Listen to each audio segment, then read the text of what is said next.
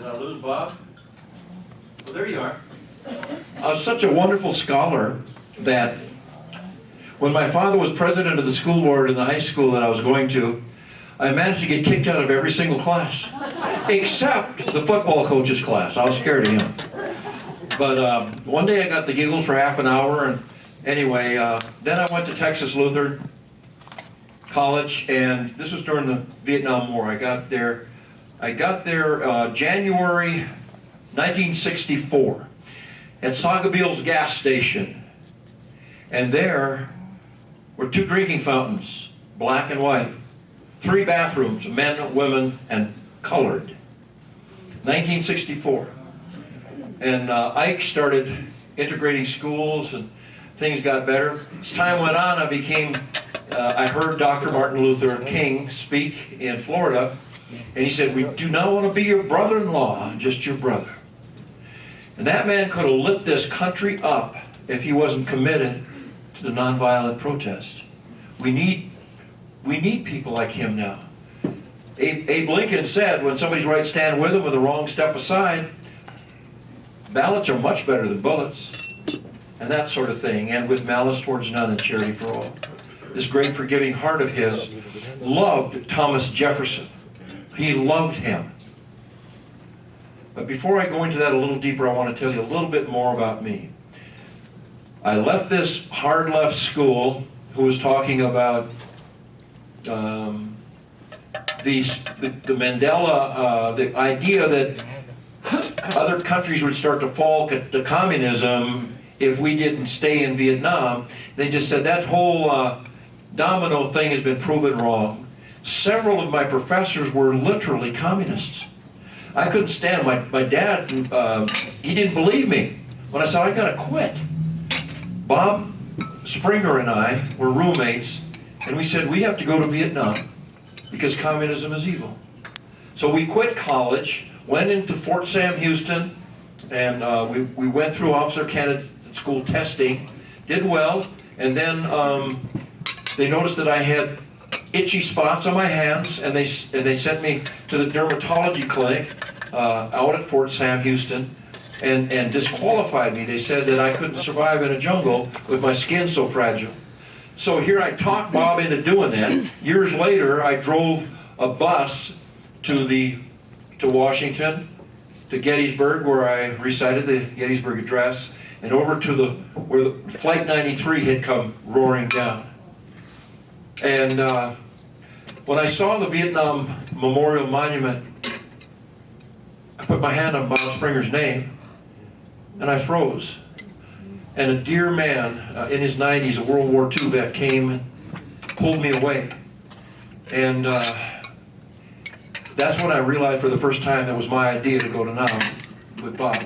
He threw himself on a grenade and saved his entire platoon. This man told me, think about the grandchildren and the children. Think about the incredible waves of life and happiness that the hero Bob Springer caused to come into being. So I started calling myself the Freedom Poet. I have 18 grandchildren. All of them have 13-star flags, constitutions, 6 of them, and all of my children and all of their spouses, that's 8 more, 14 all voted for Trump. On the 14th, thank you, on the 14th of June is Trump's 75th birthday, and it's also Flag Day. And we're going to be meeting in the park by the Berlin Wall over there in the Civic Center.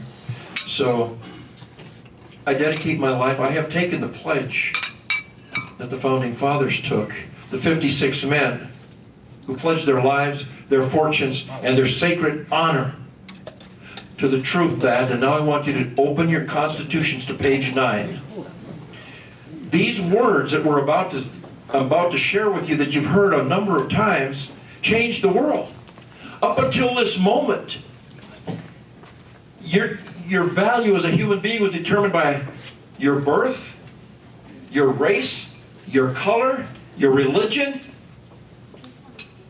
how strong you were.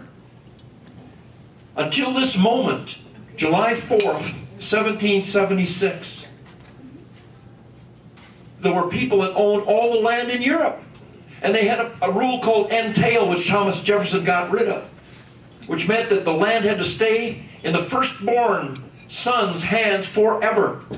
They had moved that aristocratic thought to Virginia and some of these large plantations. He fought against that, and he also fought against primogeniture, which said only the firstborn son and no girls and no younger sons could get any inheritance at all on the land.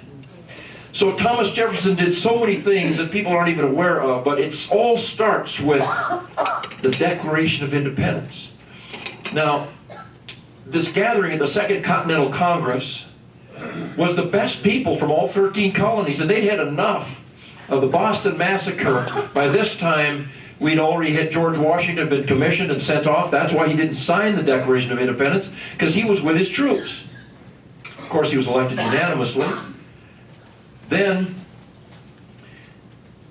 5 of the greatest, Roger Sherman, who gave us the great compromise that's divided our legislature into a bicameral, the Senate where every state got two votes, and the House depended on 10-year census, so the House was determined by the people and determined by population. That came from Roger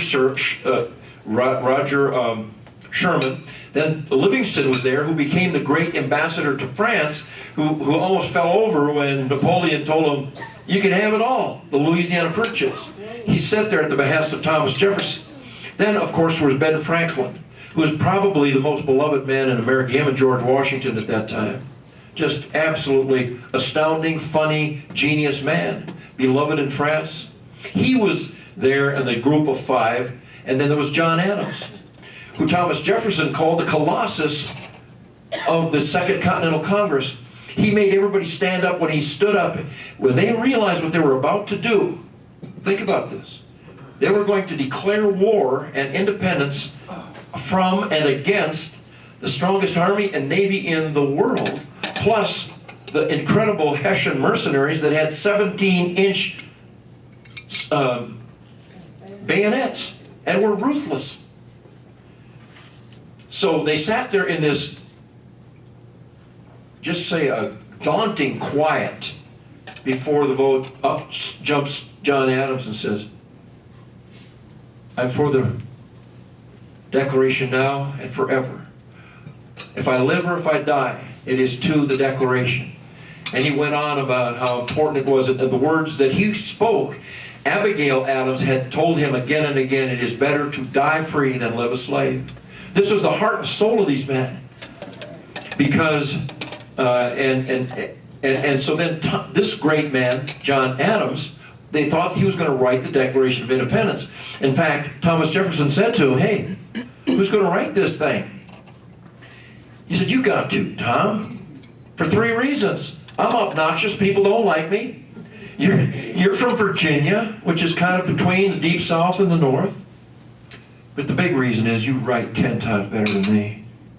So Thomas Jefferson went into this incredible sanctuary, this holy place for 17 days, and got these words that changed the world. Anybody is just as good as the king and his kid with the best pony that ever was. America was committed to equality. Turn to page 9 and read this incredible birth certificate. It was their death certificate, because if you ever saw Braveheart, those laws of how you deal with traitors were still on the books. They hang you till you're almost dead, wake you up, and eviscerate you. This is the courage of these men. Ben Franklin said to John Adams, Johnny, we better hang together. We shall all hang separately. Because of the words here on page 9, I'm going to read just parts of the first 2 paragraphs. And the words that have absolutely electrified Martin Luther King, Alan Keyes, every freedom fighter in the world. When, in the course of human events, It becomes necessary for one people to dissolve the political bands which have connected them with another, and to assume among the powers of earth the separate and equal station to which the laws of nature and of nature's God entitle them. A decent respect to the opinions of mankind requires that they should declare the causes which impel them to separation.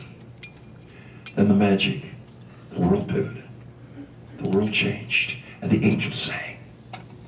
We hold these truths to be self-evident, that all men are created equal, that they are endowed by their Creator with certain inalienable rights, and among these are life, liberty, and the pursuit of happiness. That to secure these rights, governments are instituted among men, deriving their just powers from the consent of the governed. Amen. I believe those are the most powerful words since the Bible.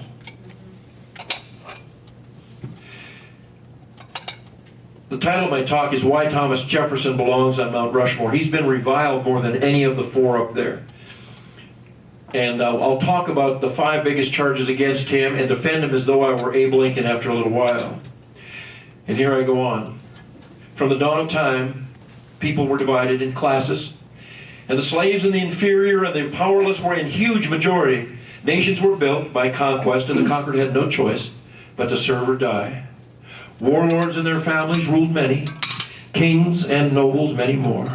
Most people had no land, no hope of ever having land, and untold millions had no rights at all. On July 4th, 1776, a man's worth was determined, as I said, by birth, race, and religion, class, or wealth. Then, 56 men took a blood oath, a covenant, unto death, pledged their lives, their fortunes, and their sacred honor in defense of this declaration. Slaves, the world changed that day. The monarchy began to die that day, all over the world. Tyrants began to quiver, and people began to stand up on their hind legs. This was a holy idea that was cherished by the children of Spartacus and Moses and the apostles. Slaves yet unborn were freed by this inspiration, and a poor man named Abraham Lincoln delivered their emancipation in the glow of this true radiance. January 1st, 1863, when he joined his heart and soul and mind with Thomas Jefferson's. Tyrants Hitler and Hirohito were crushed by soldiers of the holy flag that waves today in the streets of Hong Kong, Jerusalem, Iran, and in the hearts of the slaves in communist China and North Korea. Representatives from 13 American colonies had had enough of the abuse and tyranny of King George, and they chose their best. Imagine a young man hearing that his words were read in every corner and every newspaper in our brand new country. This was our birth certificate, and he wrote it. The formal declaration of war against the strongest army and nation and navy on earth. So, under the 13 star flags, many of these new freedom fighters would die. Many would die a traitor's death if we lost the revolution. All the colonies rejoiced in their new freedom, and the gunfire and the church bells rang all night long. John Adams said, let's do this every 4th of July forever. Ever. And let's do it every 4th of July forever. And you can take my life, but not my freedom. What makes Thomas Jefferson tick? To come to this outrageous and revolutionary and totally new idea, except when Christ spoke the Sermon on the Mount. Talk, blessed are the pure heart and the meek and the golden rule. This man was embracing the heart and soul of the Gospels. This is the story of Thomas Jefferson, born on Shadwell Plantation near the Blue Ridge Mountains of Virginia, to Peter Jefferson, a powerful man who could take 2 500-pound hogsheads of tobacco and stand them on end. One time, 3 of his strong slaves were trying to pull down a building, and they couldn't. He grabbed the rope and pulled it down by himself. He was a spectacular physical specimen. he surveyed, was gone a lot. He wrote the first map of Virginia. And Thomas Jefferson loved him, adored him. His mom Jane had 10 children, 2 daughters older than Thomas and 2 daughters younger than him. And the older daughter loved to read, loved music, and got him playing his violin and reading like a madman. Thomas learned how to read, probably they're saying from 2.5 to 3 years old was reading. Peter had a 200-volume library, including the Bible and Shakespeare. And how old do you think it was before Thomas had read them all? 6 years old. So you're beginning to see what kind of a genius this man was. What an I mean, this is a mental man like Samson. This is a wise man like Solomon. This man is so great. And 8 of the 10 biographies trivialize him, belittle him, say, oh, he's a slaveholder. And what about Sally Hemings and so forth? There's a great book here. 6 books written by Dumas Malone. He started in the 40s. He was a professor at Virginia University, which Thomas Jefferson started and was the first president. He started writing his first book about Jefferson. He said, I think I want to write a big book about Jefferson. Started in 43. He said people talked about him as though he was in the other room. The cry, the motif, the motto of Virginia University was, follow the truth wherever it leads. And Thomas Jefferson did that. So, pretty soon he had to write another one, and another one, and he said, I'm going to write 4 books about Thomas Jefferson. By the time he got to 1975, his stuff was so profound he was up to 6. And he said, and I can't even touch the surface. Thomas Jefferson wrote and received nearly 40,000 letters. He was a genius and an expert on so many things, it's mind-boggling. But this man understood Thomas Jefferson and told such a great story. This is the seminal biography of Thomas Jefferson. The best one that's most useful is the 1-volume one that Cleon Skousen, a man who was the head of the Freeman Institute, and now this is the National Center for Constitutional Studies, the real Thomas Jefferson. It is a masterpiece. The back half of it is one quote after the other after the other. We could have, I told Judy by the time I got done researching this for tonight, I could easily teach an entire semester on Thomas Jefferson at a master's level. It's unbelievable. The profundity of this man. Not only did he give us macaroni and cheese, but French fries. Imagine, they should have statues to him all over out there in Oregon. He brought ice cream to America. People thought that tomatoes were poisonous. He grew tons of them and ate them and didn't die once. And he brought some broccoli. But he went over to Holland and brought back waffles. So he did some of those things. But anyway, this book, The Real Thomas Jefferson, if you want to follow up, I can't even touch the surface. This book also defends him against the lies against him. Going back to the his little friend. So he had 2 sisters older than him and 2 sisters younger than him, and he was big and strong, freckled and red-haired, great horseback rider. And somebody else was born. How many people have heard of Jupiter Evans in this room that I didn't tell? Jupiter Evans, one of the greatest influences. I actually prayed and I said, God, why did he come up with this idea that would cost him his life? How did this happen that he could be so confident? Aside from the fact that he probably read, he loved Locke, he loved Newton, he loved great men of science that were also Christian. But his first male friend was born the same year, 1743, at the same plantation as Thomas Jefferson. His name was Jupiter Evans, and he was a slave of African descent. He was strong and smart, and the two boys played, ran, sang, laughed together. And like all little kids, color doesn't matter unless and until they are convinced that it does. They grew to love and trust each other, and Tom never called Jupiter slave, only his favorite servant. Jupiter was given money to go and acquire things Tom needed. He took him to college with him and to court his beloved Martha. And then he gave Jupiter tips to spread around to Martha's servants so they'd like him better. And when he was short of funds, his account books, and he was meticulous about keeping track of everything, he would go and borrow money from Jupiter Evans. And Jupiter Evans always managed to have some, which tells me he was getting paid now and then. Then he even went with Jefferson to his wedding. Many years later, when Thomas made a list of his slaves, Jupiter Evans was first on his list. He died in 1800 after 57 years of friendship, and Jefferson grieved and said he could not be replaced.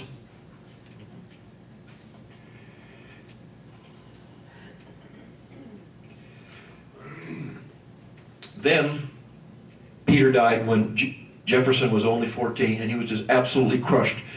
On his father's deathbed, his dad said, "You must continue your studies. You are so gifted. Promise me you will study hard." Boy, did he honor that. You won't believe it. By the time he went to school, by the time he was 9, he had learned French, Latin, and Greek. He would add Spanish, Italian, and Anglo-Saxon. His first teachers were two pastors who had schools. He was so loved by them, and one, Reverend James Maury, asked Tom to be a baptismal sponsor, the godfather of one of his children named Abraham. The New England Primer is very likely a book that he used when he was like 6 years old. By that time, he was so far past it.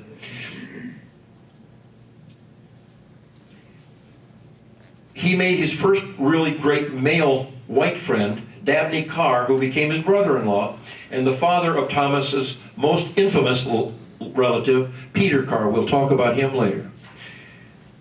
Dabney and Thomas studied and played hard, had fun, went to dances. One day Dabney challenged his friend to a horse race. All the other students were excited about the race, and Tom agreed and scheduled the event for February 30th. They didn't figure out what he'd done to them till about February 28th. So you see, Dabney had the fastest horse in the county, and Tom had a very slow little pony. And actually, they just had a great laugh and became friends for life. And Dabney married his sister and so forth.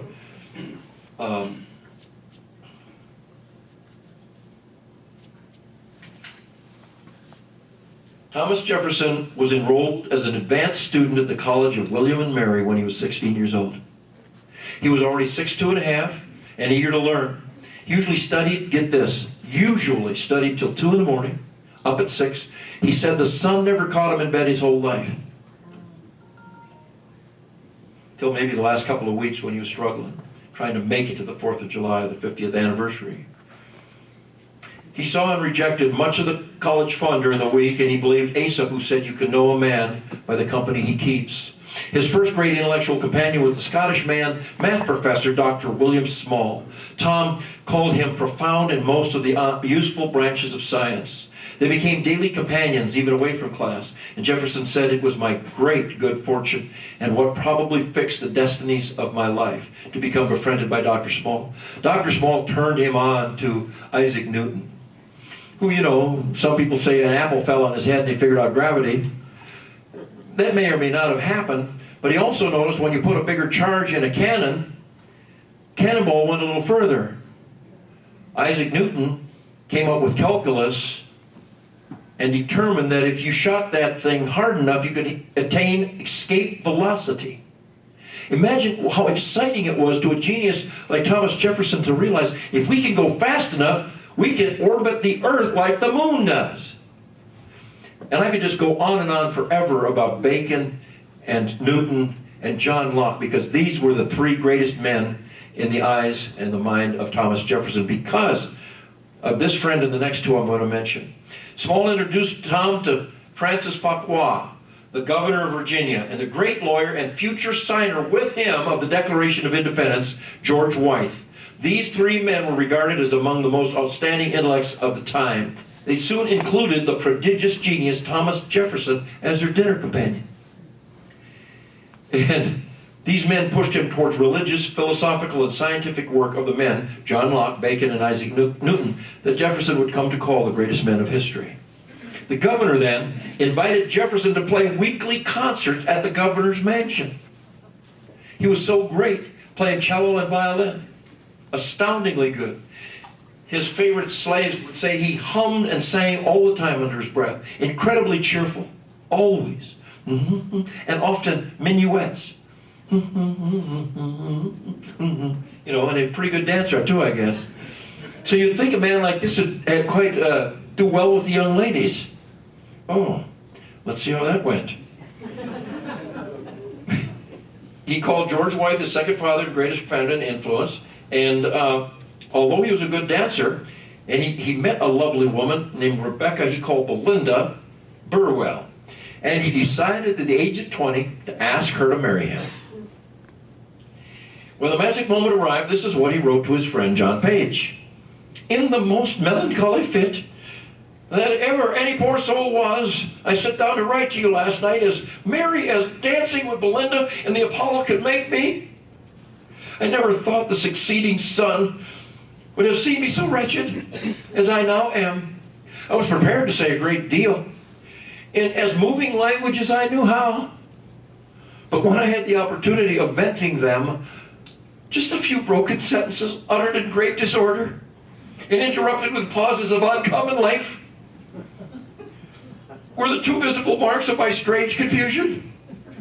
Belinda was not impressed and soon married a man who asked Thomas Jefferson to be his best man. Now, this kind of quelled his ardor for a while. And so after this disaster, he heard Patrick Henry speak, who had been absolutely electrified by the Great Awakening. He said he never heard anything like it. He said it was like Homer had come alive. Where he got that torrent of language is inconceivable. Jefferson later called this most important day of his life, as he became an instant patriot and soon agreed with Henry, give me liberty or give me death. Henry and he would stay together. Henry was the first governor of Virginia. Thomas Jefferson was the second. They were tight. They had some problems later on, but they were two of the great dynamic men of all time. Jefferson was a very successful lawyer. He was elected to the Virginia House of Burgesses, and now listen to this. He introduced an enlightened bill to allow people to free their own slaves. The king, the governor, wouldn't see of it. He was so far ahead of his time, and besides, the crown controlled all the colonies and would never allow such a resolution to become law. Are you beginning to hear my refutation about the charges against Thomas Jefferson? At 25, he began planning an Italian-style mansion called Monticello, or Little Mountain. He started leveling the mountaintop. By this time, he had virtually mastered Italian and Italian architecture. It's mind-boggling. He met the beautiful and musically gifted widow, Martha Wales, in 1770, and she was enchanted by his musical talent. And soon they were playing and singing duets. He came to see her one day, and there's two men in the parlor waiting to court her. He went in. These two men heard this impeccable harpsichord music, this violin and cello music, and then these vocal duets that were, well, they were the stars of Virginia. They were it musically. And they got up and left. It was over. So it wasn't long that, you see, his music was his language, his love language, words. The man that could write like an angel couldn't talk. He was too shy. But when he played his violin, he said, I love you with every stroke. She went for it. And they were married and honeymooned with wine by the fire at Monticello while a blizzard raged outside. Those 10 years were the happiest of his life. They had many children, but only 2 girls survived adulthood. Thomas and his friends were increasingly upset with George and his abuses toward the colony. With all the commotion in Boston, the colonies were drawing together. While Thomas Paine in his pamphlet, Common Sense, and Jefferson and the committees of correspondence were writing one letter after the other. And then Jefferson, following the shot heard round the world, Jefferson called upon Britain to redress grievances or war. He was elected again to the Virginia House of Burgesses, where he continued his fight for religious freedom. And I already talked about what he did for women and inheritance rights. England did not follow suit about abandoning primogeniture until in the 1900s. One source said 1925. This is how far ahead this man was on just about everything. He started dollars and cents. He was such a great surveyor that he planned all the expansion, the beautiful way so many of the new states were laid out is because of his genius and his father's genius before him. Shortly he followed Patrick Henry as governor of Virginia, is almost captured at Monticello by the notorious Benedict Arnold. One of his loyal servants, Big George, hid under the porch with the family silver for 18 hours in the dark with no food. That's how loyal his people, his family, were to him. He also was the first head of the commission which controlled the admission of new states, and he passed in 1787, and he called for them to be free of slavery.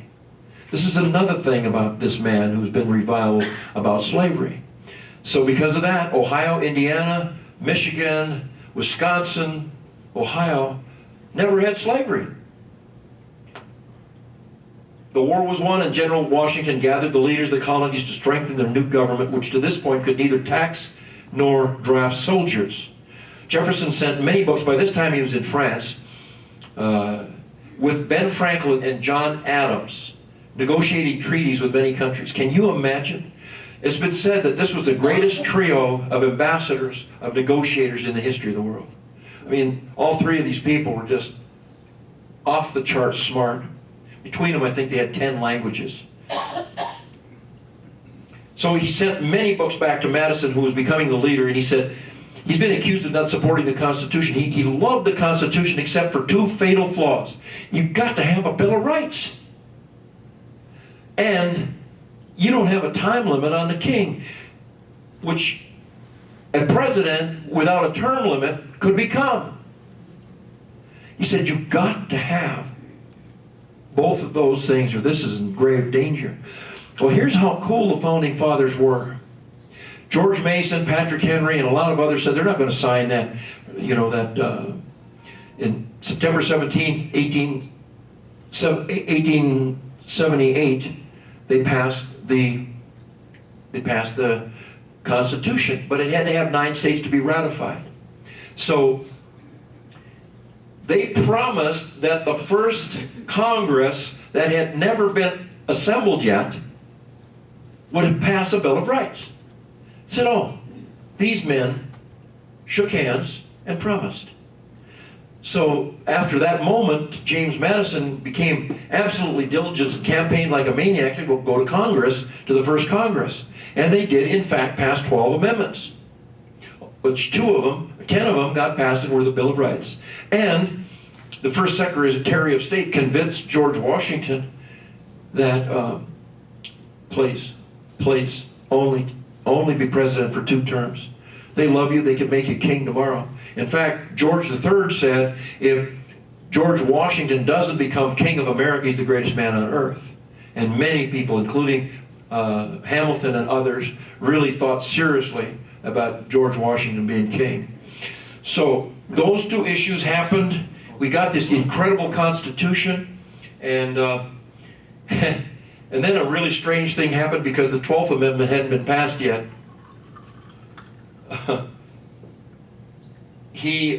By the end of George Washington's 2nd term, John Adams had formed the Federalist Party with Hamilton.